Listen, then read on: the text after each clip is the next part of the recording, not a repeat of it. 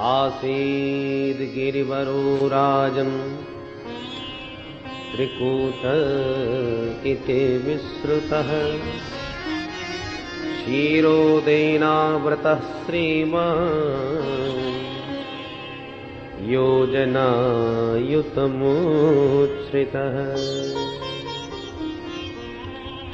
परम मंगलमय भगवत स्वरूप श्रीमद् भागवत महापुराण अंतर्गत आइए अष्टम स्कंद में प्रवेश करें, जिसमें मनमंत्रों का निरूपण किया गया है। कलयुग, द्वापर, त्रेता, सतयुग, चारों युग जब एक एक हजार बार व्यतीत होते हैं तब ब्रह्मा जी का एक दिन होता है। ब्रह्मा जी के एक दिन में 14 मनमंत्र होते हैं। एक मनमंत्र लगभग 72 चतुर्योगी के लगभग होता है। मनमंत्रों में भगवान के अवतार हुआ करते हैं। एक बार प्रभु ने गज का ग्राह से उद्धार करने के लिए हरि अवतार धारण किया।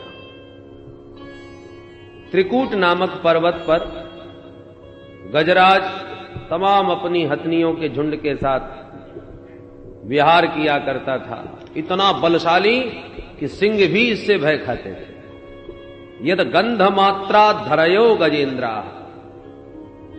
और एक दिन ग्रीष्म के आतक से संतप्त गजराज सरोवर में जल पीने परिकर के साथ गया। पानी पी करके तो प्यास बुझाई, पर उसी जल में प्रविष्ट होकर के जल क्रीड़ा करने लगा। पानी जब बहुत ज्यादा मैला होता चला गया तो उसी में बैठे हुए एक ग्राहक को क्रोध आ गया। उसने आकर के गजराज का पैर पकड़ लिया। पहले तो गजराज ने विचार किया कि नन्हा सा जीव मेरा क्या बिगाड़ सकता है, मेरे डर से तो बड़े बड़े सिंह पलायन करते हैं। पर जब अपना बल पराक्रम पूरा लगाने पर भी अपना पैर छोड़ा नहीं पाया तो समझ गया ये साधारण नहीं है। हथनियों की ओर इशारा किया कि आप ही बचा रहो। तो सब परिवार ने मिलकर के पूरा बल दिखाया, फिर भी ग्राह ने पैर नहीं छोड़ा। बहुत समय तक युद्ध चला। अंततः गत्वा इसका सारा परिवार सनई सनई खिसकने लगा। अब गजराज पुकारने लगा, देवियों कहां जा रही हो, मुझे अकेला छोड़ के इस संकट में। हथनियों ने कहा, महाराज अब तुम्हारे कारण कोई पूरा परिवार यहां बैठा बैठा भूखों तो नहीं मर सकता। हाथी को वैराग्य हो गया। संसार का वास्तविक स्वरूप सामने आ गया। जब तक मुझ में बल था, पराक्रम था, तो सब झुंड मेरे साथ चलता था। और आज एक छोटे से मगर ने पैर पकड़ा तो सब मेरा साथ छोड़ के भाग गए। अब पता चला कि ये तो सब मेरे सुख के साथी थे। श्री नानक जी महाराज कहते हैं, प्रीतम जान लियो मन माही, अपने सुख से ही जग बांध्यो, कोहू काहू को नाही। सुख में आन सबई मिल बैठत रहत, चहू दिस घेरे, पर विपत्ति पड़ी सब ही संग छाणत, कोहू न आवत नेरे। हाथी की बात समझ में आ गई, पर यह बात हमारी समझ में नहीं आती। देहाभिमान लिए हम हाथी की तरह उन्मत्तवत विचरण करते हैं, परंतु जब मृत्यु रूपी मगर पैर पकड़ता है तो जकड़ता ही चला जाता है। परिजनों के सेवा की भी एक सीमा है। अंत तो गत्वा वो भी भगवान से प्रार्थना ही करने लगते हैं, महाराज अब इनकी जल्दी सुनो। पर इसके बाद भी आसक्ति नहीं छूटती। गजेंद्र ने जब समझ लिया तो तुरंत सबसे चित्त हटाकर गोविंद के चरण कमलों में ध्यान लगाया और बड़ी अद्भुत स्तुति करी। परंतु इसकी स्तुति में एक बार भी किसी देवता का नाम नहीं। ओम नमो भगवते तस्मै यत एतच्चिदात्मकम् पुरुषायादि बीजाय परेशाय विधीमहि। जो इस समस्त जगत का मूल कारण है, जिसने समस्त जगत का सृजन, पालन और संहरण करने का जो मूल हेतु है, उस परम तत्व को मेरा प्रणाम है। और वो है कौन? नाम किसी का नहीं। एवं गजेन्द्रम उपवर्णित निर्विशेषम ब्रह्मादयो विविध लिंग विधाभिमाना। ब्रह्मादिक देवता सब देख रहे हैं, समझ रहे हैं, परंतु विचार कर रहे हैं, जब हमको पुकारता नहीं, हमारा नाम लेता नहीं, तो हम क्यों दौड़े? प्रभु ने विचार किया कि ना, इतनी बढ़िया स्तुति और नाम किसी का नहीं, तो ये स्तुति किसकी मानी जाए? अंत में निर्णय प्रभु ने लिया कि जो किसी की स्तुति नहीं सो हमारी। और भगवान अपना नाम सुने बिना ही गरुड़ारूढ़ होके दौड़ पड़े। और जब गजेंद्र ने देख लिया कि गोविंद आ रहे गरुड़ पर, तब इसने नाम लिया। सोन्तर सरुशुर बलेन गृहीतार्तो दृष्ट्वा गरुत्मति हरिं खवपात चक्रम उत्क्षिप्य साम्बुज किरम गिरिमाह कृच्छ्रान नारायणाखिल गुरु भगवन नमस्ते। जब देख लिया नारायण आ रहे हैं गरुड़ पर मेरी रक्षा के लिए, तो डूबते डूबते सरोवर से अपनी सूंड के द्वारा एक कमल उखाड़ लिया और वही कमलाकांत के चरणों में चढ़ा दिया। भगवान ने देखा ये तो बिल्कुल डूबा जा रहा है। तुरंत भगवान ने तीव्र गति से उसके सूंड को पकड़ा और बाहर खींच लिया। जैसे ही प्रभु ने हाथी को बाहर निकाला, तो मगर भी पैर से खिंचा चला आया। ग्राहाद विपाटित मुखादरिणा गजेन्द्रम। अरिणा चक्रेणा ग्राहात मुखात विपाटितवान। भगवान ने अपने दिव्य सुदर्शन चक्र से उस ग्राह का मुख फाड़ दिया और गजराज का उद्धार कर दिया। बोल भक्तवत्सल भगवान की। संकट में गजराज, उसी ने पुकारा गोविंद को, पर गोविंद ने आते ही सबसे पहले उबारा ग्राह को। ग्राह का उद्धार पहले, गजराज का बाद में हुआ। क्यों? मानो प्रभु कहना चाहते हैं जिसने मेरे चरण पकड़ लिए उसका उद्धार तो होना ही होना है, पर जो मेरे भक्त के चरण पकड़े बैठा है, पहले मैं उसका उद्धार करता हूं। भगवान ने दोनों का ही उद्धार किया। दोनों ही शापित थे। ये जो मगर है वो पूर्व जन्म का हुहू नाम का गंधर्व था।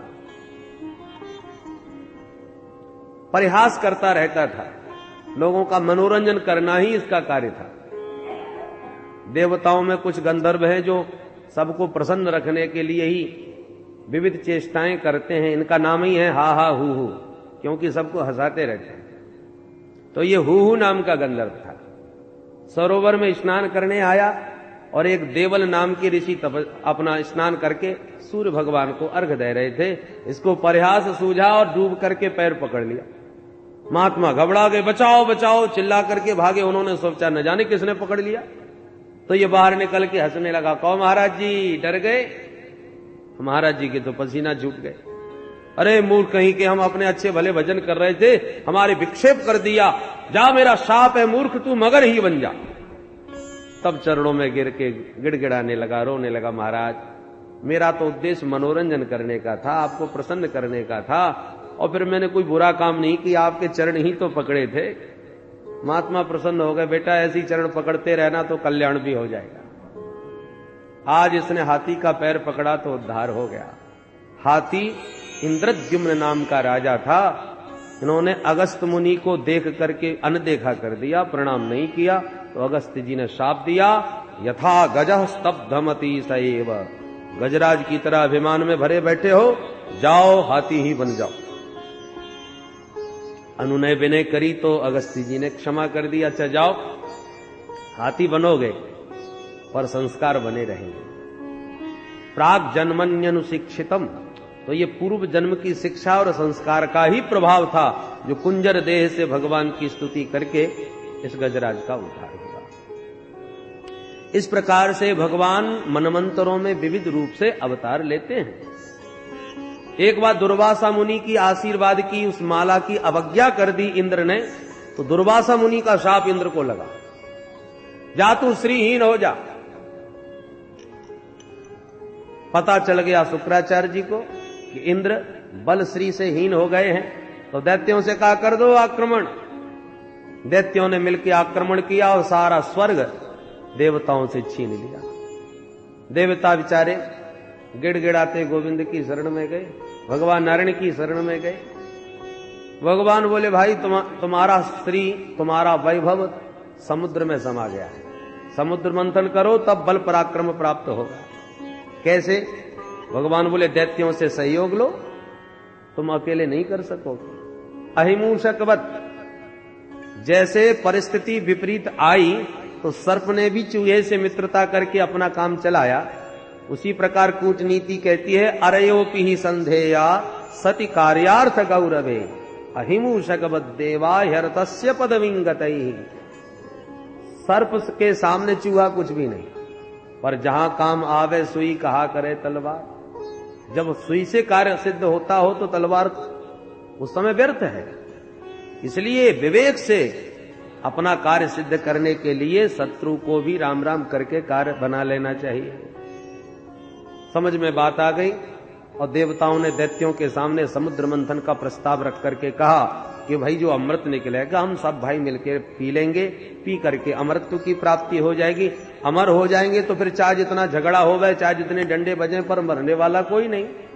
दैत्यों ने कहा वाह ये बात तो पसंद आई भाई, चलो चलते हैं।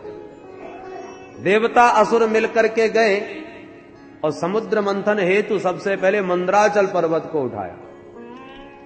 पर्वत उठा के चल दिए, पर गणेश जी का पूजन तक नहीं किया तो गणेश जी महाराज विघ्नेश्वर नाराज हो गए। 10 कदम चल पाए कि धड़ामदी से पहाड़ गिर गया हाथ से छूटकर। तमाम देवता और दैत्यों के हाथ पैर टूट गए। दैत्य तो हाथ जोड़ के दूर खड़े हो गए, भैया हमको अमृत नहीं पीना। देवताओं ने प्रभु का ध्यान किया तो नारायण प्रभु प्रकट होकर बोले भाई घबराओ मत, इस पर्वत को मैं लिए चलता हूं। गिरिम चारोप्य गरुड़े हस्तेने के लीलया।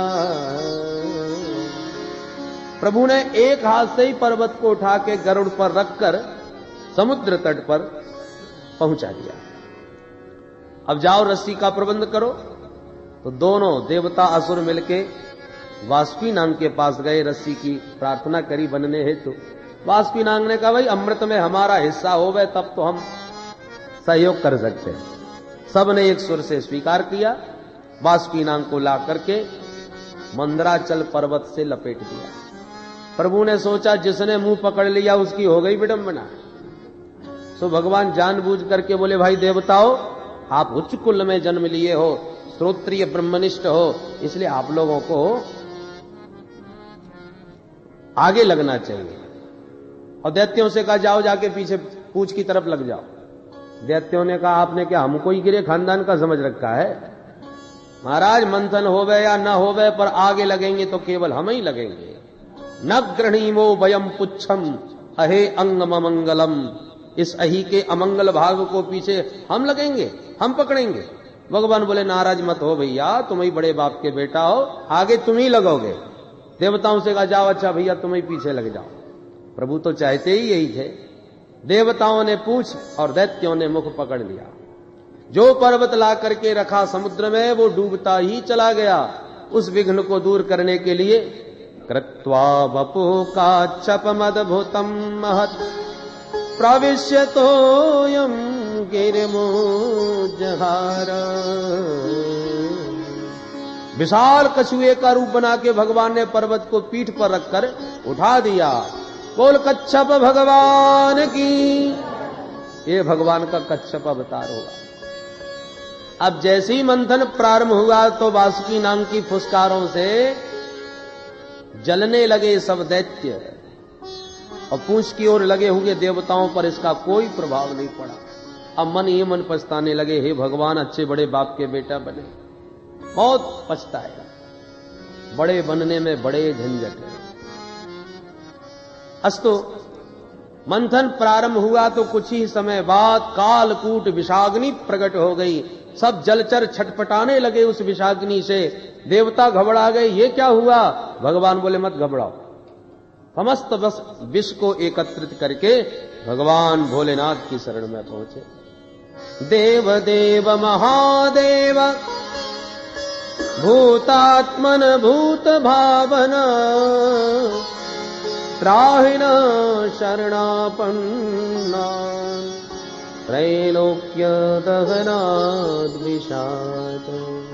हे देवादिदेव भूत भावन भोलेनाथ, त्रैलोक्य को दग्ध करने वाले इस भयंकर विष से हमारी रक्षा करो। भगवान मुस्कुरा के भवानी से बोले, देवी ये सब मुझे विष पिलाने के लिए हाथ पैर जोड़ रहे हैं, बोलो कि तुम्हारी क्या इच्छा है? भवानी दुविधा में पड़ गई, मैं क्या बताऊं। और विवेक से विचार करने के बाद माता भवानी ने कहा, भगवान आप वही कीजिए जिसमें सबका कल्याण हो। भोलेनाथ ने कहा, मतलब विष हम पी जाएं? भवानी ने कहा, ये मैं नहीं कहती महाराज। कौन पतिव्रता पति से कहेगी कि तुम विष पी लो? भले ही वो सामर्थ्यवान हो। तो माता भवानी समझ रही हैं, इसलिए प्रभावक ज्ञान मोदत, भोलेनाथ के प्रभाव से परिचित होने के नाते परोक्ष अनुमोदन कर रही हैं। भोलेनाथ समझ गए और कहा, भैया ले आओ, कहां है? ततः करतलीकृत्य व्याप्तम हालाहलम विषम अभक्षयन् महादेव कृपया भूत भावन। अंजलि बांध करके भोलेनाथ ने तुरंत प्रभु का नाम लेकर के विष पीना प्रारंभ कर दिया। जानते हैं कि विष भीतर गया तो मेरे हृदय में श्री रामभद्र का जो नित्य निवास है, कहीं उनको कष्ट न पहुंचे। और बमन किया तो सारा विश्व समाप्त हो जाएगा। क्या करें? तो राम नाम का आश्रय लिया। रा कहने से मुंह खुल जाता है, मां कहने से मुंह बंद हो जाता है। तो रा कहा और मुंह खोल करके सारा विष मुख में डालने के बाद मां कह के मुंह बंद कर लिया। और राम नाम के बीच में सारा विष गले में अटका लिया, ना भीतर उतारा ना बाहर। नाम प्रभाव जान शिवनी को, नाम प्रभाव जान शिवनी को, कालकूट फल दीन अमी को, कालकूट फल दीन अमी को, नाम प्रभाव जान शिवनी को, नाम प्रभाव जान शिवनी को। नाम के प्रताप से विष को भी अमृत तुल्य बना लिया भगवान शंकर ने। भोलेनाथ का कंठ एकदम नीला हो गया, भोलेनाथ का नाम नीलकंठ हो गया। ओ नीलकंठ भगवान की। यच्चकार गले नीलम तच्च साधोर विभूषणम। सुखदेव जी कहते हैं, परीक्षित साधुओं का यही आभूषण होता है। साधुओं का आभूषण है परमार्थ। भगवान शंभु ने समाज के संकट को दूर करने के लिए विष पीना स्वीकार कर लिया और वह नीला कंठ विश्व रूप का जो चिन्ह बन गया, वो उनके परमार्थ का एक दिव्य आभूषण उनको प्राप्त हो गया। नीलमणि के समान कर्पूर गौरम भगवान शिव के अंग में वह विष की नीलिमा की अपूर्व शोभा हुई। जय जयकार बोलते हुए समस्त देववृंद पुनः समुद्र मंथन करने आए। और अब की बार जब मंथन किया तो हविर्धानी ततो भवत, कामधेनु गाय प्रकट हुई जो ऋषियों को दान कर दी। चंद्रमा प्रकट हुआ, भोलेनाथ के मस्तिष्क पर विराजमान करके भोलेनाथ चंद्रमौली बन गए। पुनः मंथन हुआ, उच्चैश्रवा घोड़ा निकला जो बलि ने लिया, ऐरावत हाथी निकला इंद्र ने लिया, कौस्तुभमणि निकली नारायण के कंठ में स्थापित हुई, रंभादिक अप्सराएं निकली स्वर्ग में भेज दिया, पारिजात वृक्ष निकला उसे भी स्वर्ग में स्थापित किया। और अब की बार मंथन करते ही ततश्चाविर्भूत साक्षात श्री रमा भगवत परा रंजयंती दिशः कांत्या विद्युत सौदामनी यथा। जैसी नीले आकाश में अचानक बिजली चमक पड़ती है, ऐसी जल राशि के सागर के मध्य भगवती श्री का प्रादुर्भाव हो गया। वो लक्ष्मी मैया की, लक्ष्मी के दिव्य सौंदर्य माधुर्य को देखकर विमुग्ध हो गए सब देवता और दैत्य। भगवान बोले एक काम करो, सब पंक्तिबद्ध बैठ जाओ, वरमाला इनके हाथ में, जिसे चाहेंगी पहना देंगे। एक लाइन में दैत्य, एक में देवता, एक लाइन में बड़े बड़े महात्मा भी चमीटा गाड़ के बैठ गए। वरमाला लेके संतों की पंक्ति में प्रथम प्रवेश किया तो सबसे आगे बैठे थे महात्मा दुर्वासा मुनि। दुर्वासा जी को देखकर भगवती लक्ष्मी विचार करने लगी, नूनम तपो यस्य न मन्यो निर्जयो। निश्चित रूप से ये महान तपस्वी हैं, पर न मन्यो निर्जय, क्रोध पर इन्होंने विजय प्राप्त नहीं की। इनकी नाक पे ही गुस्सा रखी रहती है, इसलिए प्रणाम करके आगे बढ़ गए। इस प्रकार एक एक करके सबको कोई ना कोई दोष दिखाती हुई लक्ष्मी जी आगे बढ़ती गई। भगवान शंभु का दर्शन किया, तेजस्वी तपस्वी और भोले भाले भी हैं। पर यत्रो भयम कुत्र च सौख्य मंगल, भोले भाले भी हैं, तपस्वी भी हैं, पर वेश बड़ा अमंगल है, इसलिए प्रणाम करके आगे बढ़ गए। सबसे अलग थलग विराजमान है भगवान नारायण। नारायण को देखते ही मुग्ध हो गई लक्ष्मी जी। सुंदर हैं, स्वभाव से भी सुंदर हैं, स्वरूप के भी सुंदर हैं, अलंकार भी सुंदर हैं। मंगलम भगवान विष्णु, मंगलम गरुड़ध्वज, मंगलम पुंडरीकाक्ष, मंगलायतनम हरि। सब कुछ मंगल रूप है, पर थोड़ी सी कसर यहां भी है। यहां क्या कमी है? सुमंगलः कश्चन कांक्षते हि माम। सुमंगल तो है, पर माम न आकांक्षते। और जिस प्रकार से टुकुर टुकुर मुझे देख रहे हैं और इनके सामने घंटा भर से खड़ी हूं, एक निगाह उठा के भी हमको नहीं देखा। माम न आकांक्षते, मुझे पाने की आकांक्षा इनमें नहीं है, पर ये दूषण नहीं भूषण ही है। ऐसा विचार करके नारायण के कंठ में वरमाला डाल ही दी। वो लक्ष्मी नारायण भगवान की। लक्ष्मी जी का स्वभाव है, जो हाथ धो के उनके पीछे पड़ जाता है, लक्ष्मी जी उसको खूब नचाती हैं। और जो लक्ष्मी जी की उपेक्षा करके बैठ जाता है, लक्ष्मी जी उसके पीछे पड़ जाती है। लक्ष्मी जी ने नारायण को ही चुना, वो तो शाश्वत उनकी बामा है। सुखदेव जी कहते हैं, परीक्षित, अब समुद्र मंथन जब आगे हुआ तो वारुणी देवी प्रकट हुई, जो दानवों ने ग्रहण करी। अब पुनः मंथन होते ही साक्षात भगवान धन्वंतरी अमृत का कलश लेके प्रकट हो गए। बोल धन्वंतरी भगवान की। अमृत का कलश देखते ही दैत्यों ने इशारा किया, अब देर करने की आवश्यकता नहीं, और मार झपट्टा अमृत का कलश छीन करके 9 2 11 हो गए। देवता बेचारे ले गो करके रह गए। भगवान मुस्कुरा करके बोले, मां खिद्यत मिथोर्थम्बा साधयस्ते स्वमायया। आप लोग खेद न कीजिए, मेरे आश्रित जो रहते हैं उनके गए हुए पदार्थ भी उनके पास आ जाते हैं, और जो मेरे चरणों से दूर चले जाते हैं उनके आए हुए पदार्थ भी उन्हें छोड़ के चले जाते हैं। भगवान अंतर्धान हुए। दैत्य लोग लेके तो भाग गए अमृत कुंभ, पर आपस में झगड़ा करने लगे। अहम पूर्वम नत्वम नतमिति प्रभो। मैं बड़ा हूं, पहले मैं पीऊंगा। दूसरा कहता, मैं सबसे ज्यादा बलवान हूं, इसलिए पहले मैं पीऊंगा। तू मैं होने लगी। अवसर मिला भगवान को, और इसका लाभ उठाते हुए भगवान तुरंत एक परम सुंदरी मोहिनी के रूप में प्रकट होकर हम क्रीड़ा कमल घुमाते हुए सबके चित्त को चुराते हुए पहुंच गए। भगवान के उस दिव्य रूप का दर्शन करते ही विमुग्ध हो गए सब दैत्यगण। अहो रूपम अहो धामम अहो अस्यानवम भयः। रूप सौंदर्य की महिमा गाते हुए दैत्यगण मोहिनी भगवान के सामने आके बोले, कात्वम कंजपला साक्षी कुतोबा किंचिती शशि। देवी जी, हे कमलनेनी, आप कौन हैं, कहां से आई हैं, कहां जा रही हो, अकेली अकेली घूम रही हो, क्या तुम्हारा विवाह नहीं हुआ? मोहिनी भगवान मुस्कुरा के बोले, तुम हमारी जन्मपत्री लेने वाले कौन हो? दैत्यों ने कहा, हम भी कोई ऐसे वैसे नहीं है। भयम कश्यपदायादा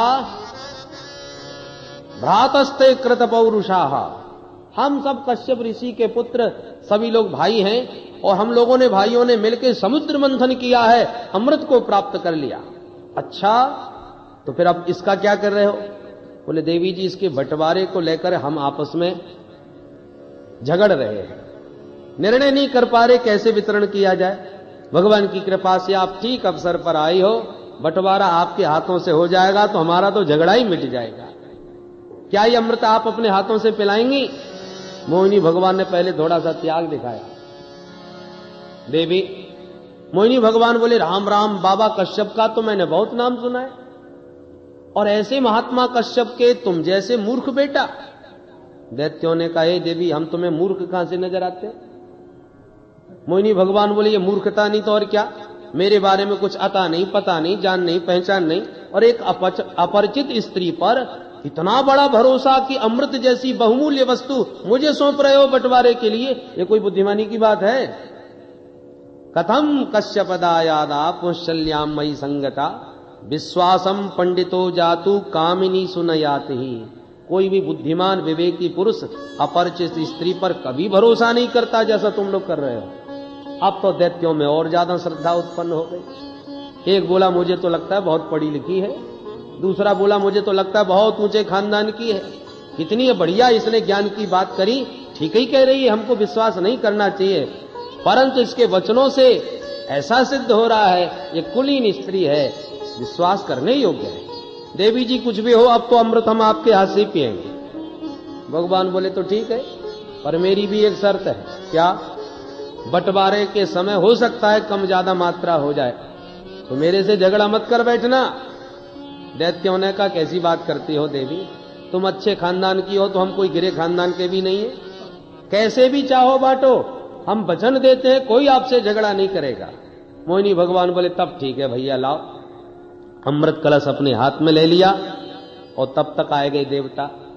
मोहिनी भगवान बोले, एक काम करो, इस घड़े में मैं देख रही हूं कि गाढ़ा गाढ़ा अमृत सब नीचे धरा है, ऊपर निरा पानी पानी सा उतरा रहा है, तो क्यों ना पहले एक एक बूंद इन देवताओं को पिला दिया जाए, पानी पानी ऊपर का ठिकाने लग जाएगा, फिर गाढ़ा गाढ़ा बाद में आपको पिलाऊंगी। दैत्य खुश हो गए, जैसे अच्छा लगे वैसा करो देवी। भगवान ने देवताओं को पिलाना प्रारंभ कर दिया और दैत्यों की तरफ मुस्कुराते ही रहे। दैत्य रूप सुधा का पान करते रहे, उधर देवता अमृत सुधा पान करते गए। स्वरभानु नामक दैत्य बड़ा बुद्धिमान था, उसको शंका हो गई। शंका हुई तो तुरंत देवता बन के सूर्य चंद्र के बीच लगा अंजलि बैठ गया। भगवान ने इसको भी पिला दिया। सूर्य चंद्र ने तुरंत इशारा किया, महाराज नकली है। प्रभु ने तुरंत इसका सुदर्शन चक्र से सिर काट दिया, दो भागों में विभक्त होकर राहु और केतु के रूप में परिणत हो गया। भगवान अंतर्धान हो गए। बोल मोहिनी भगवान की।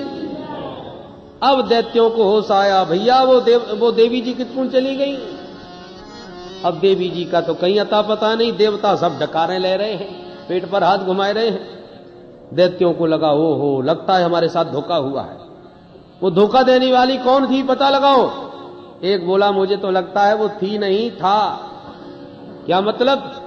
बोले, निश्चित रूप से वो बहरूपिया विष्णु ही होगा, उसी ने हमको ठगा है, छला है, हम छोड़ेंगे नहीं इन देवताओं को, धोखेबाज हैं। टूट पड़े सब दैत्य और तत्र देवासुरो नामः रणः परम दारुणः। उसी समय बड़ा भयंकर दारुण देवासुर संग्राम छिड़ गया परीक्षित। परंतु देवता अमृत पान कर चुके थे, बलशाली थे, इसलिए सारे दैत्यों को चुन चुन के समाप्त कर दिया।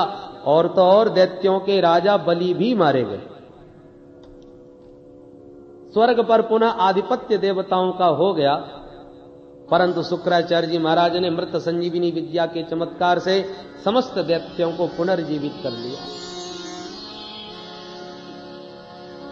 दैत्यों के राजा बलि शुक्राचार्य जी के चरण पकड़ के बोले, गुरुदेव भगवान आपने बचा लिया, नहीं तो हम तो मर ही चुके थे। अब कुछ ऐसी कृपा दृष्टि करो कि इन देवताओं को इसका फल दिया जाए। शुक्राचार्य जी बोले, देखो उनके पक्ष में नारायण है तो तुम्हारे पक्ष में गुरु जी है, चिंता न करना। यदि मेरी बात ठीक ठीक मानते रहे तो अब भी मैं तुम्हें स्वर्ग सिंहासन पर बैठा सकता हूं। तो बताइए गुरुदेव क्या करना होगा। शुक्राचार्य जी बोले, ब्राह्मणों का चरण पकड़ना होगा। उससे क्या होगा?